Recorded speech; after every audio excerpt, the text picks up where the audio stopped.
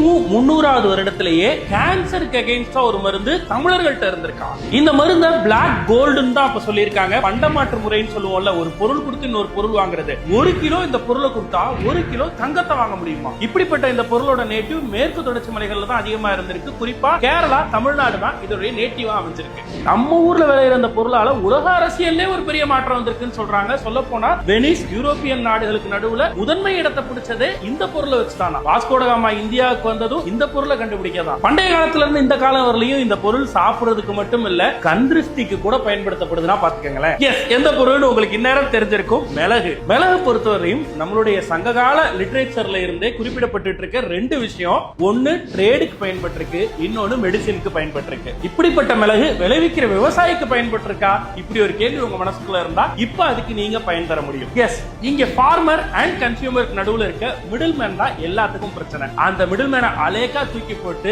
இந்த இணையை ஒன்றிணைப்பதுதான் இணையன். இணையன் அப்படிங்கிற இந்த பிராண்ட்ல நிறைய ஸ்பைசஸ் கொடுக்க போறாங்க. இன்னும் நிறைய ஃபுட் ப்ராடக்ட்ஸ் வரப்போகுது. அதுல ஒண்ணுதான் இப்போ அவங்க அறிமுகப்படுத்தியிருக்க இணையன் மிளகு. நேரடியா கொல்லிமலையில அதை விளைவிக்கிற ஃபார்மர்ட்ட இருந்து நேரடியா உங்களுக்கு வந்து சேர போது நடுவுல எந்த மிடில் மேனுமே கிடையாது. நீங்க வாங்குற மிளகை விளைவிச்ச விவசாயி யாருன்னு கண்டுபிடிக்கலாம், அவங்களுக்கு நீங்க தேங்க்கும் பண்ணலாம். இப்படிப்பட்ட எக்கச்சக்கமான ப்ராடக்ட்ஸோட இணையன் இப்போ மார்க்கெட்ல வந்திருக்காங்க. சோ இணையனோட மிளகை நிச்சயமா வாங்கி சாப்பிட்டு பாருங்க. மார்க்கெட்ல கிடைக்கிற மத்த மிளகுல இருந்து கம்மியான காஸ்ட் கொடுக்கறாங்கன்றதுதான் அவங்களோட இன்னும் கூடுதல் பெருமை. மிளகே ரொம்ப நல்லது. அதை விவசாயிட்ட இருந்து அப்படியே வாங்கி சாப்பிடுறது விவசாயிக்கும் நல்லது, நமக்கும் நல்லது. மறுபடியும் அடுத்த வீடியோல